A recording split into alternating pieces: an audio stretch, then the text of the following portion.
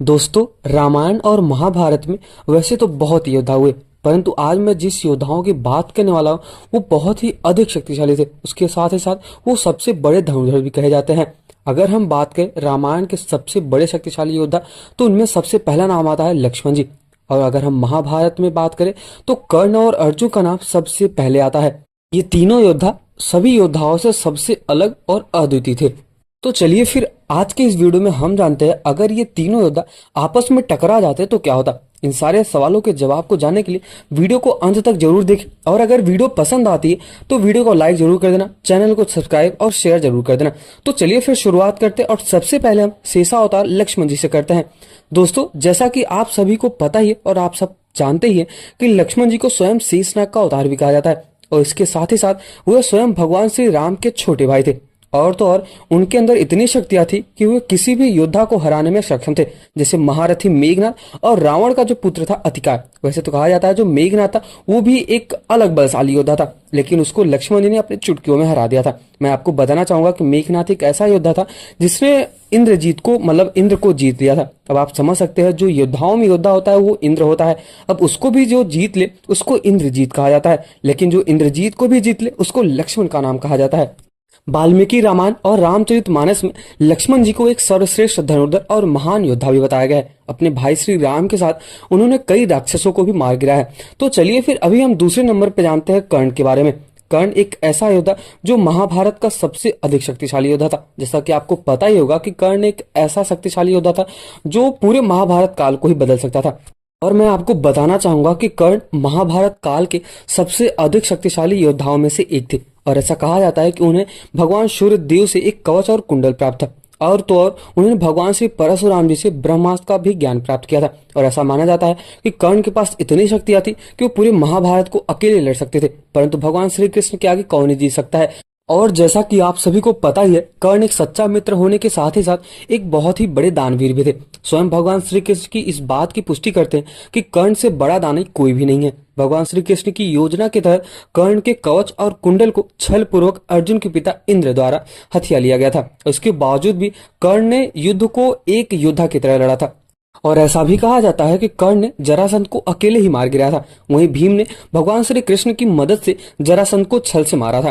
कर्ण के पास भगवान श्री परशुराम द्वारा दिया गया शिव का विजय धनुष था। यह धनुष जिस भी योद्धा के हाथ में होता था, या फिर जो भी योद्धा इसको धारण करता था, उस योद्धा के चारों तरफ एक ऐसा अभेद घेरा बन जाता था जिसे भगवान शिव का पाशुपतास्त्र भी नहीं भेज सकता था।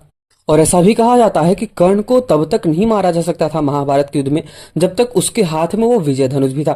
कर्ण ने कुंती को वचन दिया था कि उनके 4 पुत्रों को कुछ भी नहीं करेंगे, लेकिन वो सिर्फ एक ही पुत्र को, जो अर्जुन है, उनसे युद्ध करेंगे। युद्ध के दौरान ऐसे कई मौके आए जब कर्ण का सामना भीम से हुआ, युधिष्ठिर, नकुल और सहदेव के साथ हुआ। लेकिन अगर वो चाहते तो वो सबको मार सकते थे, परंतु उन्होंने ऐसा कुछ भी नहीं किया, क्योंकि वो वचनबद्ध थे। और उसके साथ ही साथ एक योद्धा का वचन उसके लिए सबसे अधिक सर्वश्रेष्ठ माना जाता है।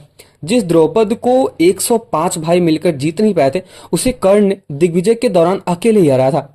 और ऐसा भी कहा जाता है कि प्राज्ञो ज्योतिष का राजा भगदत्त, जिसे राजसू यज्ञ के दौरान अर्जुन नहीं हरा पाए थे, उसे भी कर्ण ने अब बहुत ही आसानी तरीके से हरा दिया था।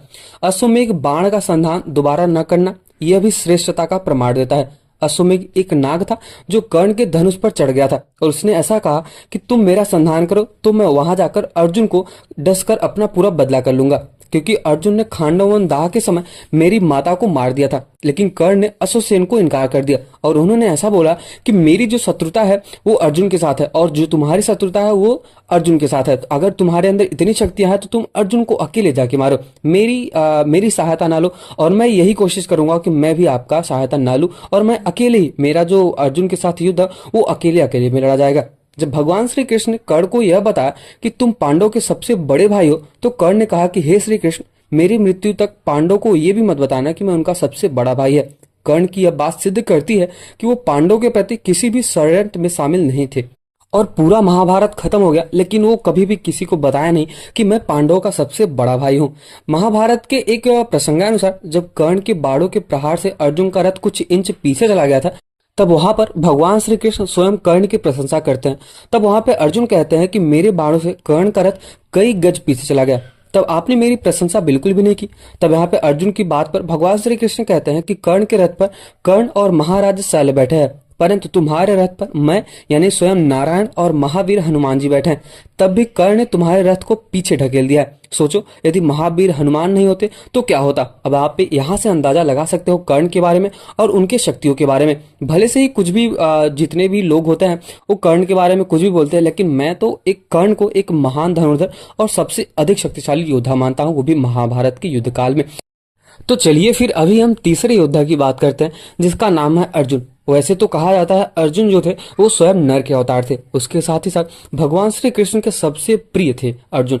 महाभारत काल में अगर भगवान श्री कृष्ण किसी के ऊपर भरोसा करते थे या फिर किसी को भी अपना सखा मानते थे या फिर दोस्त या फिर जो भी मांगते थे, मतलब भक्त या फिर कुछ भी, वो सबसे प्रिय थे अर्जुन। और मैं आप सभी को बताना चाहूंगा अर्जुन, जिन्हें पार्थ भी कहा जाता है, महाभारत के प्रमुख पात्रों में से एक थे।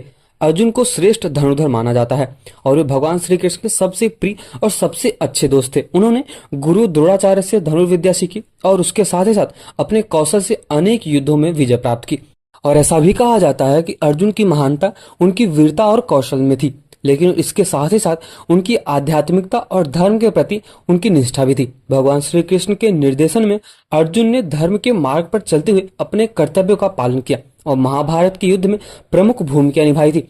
और ऐसा भी कहा जाता है कि गुरु द्रोण और भीष्म पितामह के सबसे चहेते शिष्य भी थे, कह सकते हैं, क्योंकि ऐसा कहा जाता है कि जब भीष्म पितामह मृत्यु की सैया पर लेट रहे थे, मतलब वो जब मरने की कगार पे थे, तब उन्होंने बस एक ही बात बोली थी कि मैं लास्ट समय, मतलब अंतिम समय में अर्जुन को देखना चाहूंगा और मैं अर्जुन के ही बाणों से मृत्यु लेना चाहूंगा और उनके ही द्वारा मरना चाहूंगा। तो आप यहाँ पे अंदाजा लगा सकते हो कि अर्जुन कितने महान थे और उनकी जो धनुर्विद्या थी, उनका जो ज्ञान था और भगवान श्री कृष्ण के प्रति उनका जो प्यार था, भक्ति थी, वो बहुत ही असीम लेवल पे थी। तो आप यहाँ से कल्पना कर सकते हो अर्जुन के बारे में और कर्ण के बारे में और लक्ष्मण जी के बारे में। तो चलिए फिर अभी हम एक कल्पना करते हैं कि अगर ये तीनों योद्धाओं का मिलन होता तो क्या होता।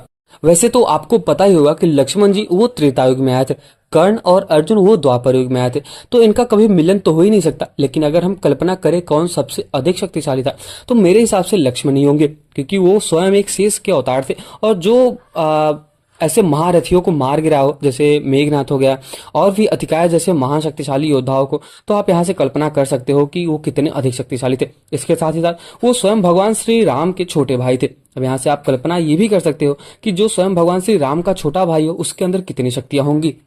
तो फिर आज के इस वीडियो में हमने देखा लक्ष्मण, कर्ण और अर्जुन में सबसे अधिक शक्तिशाली कौन था। लेकिन ये जो पूरा वीडियो था हमें यह सिखाता है कि शक्ति केवल शारीरिक बल में ही नहीं होता, बल्कि निष्ठा, बलिदान और धर्म के प्रति भी समर्पण होनी चाहिए। इसके साथ ही साथ जैसे अर्जुन ने भगवान श्री कृष्ण के प्रति भक्ति दिखाई थी, वैसे ठीक उसी प्रकार लक्ष्मण ने भी त्रेता युग में भगवान श्री राम के प्रति अपनी भक्ति दिखाई थी। लक्ष्मण, कर्ण और अर्जुन सभी योद्धाओं की महानता और उनकी विशेषताओं की पहचान आवश्यक था।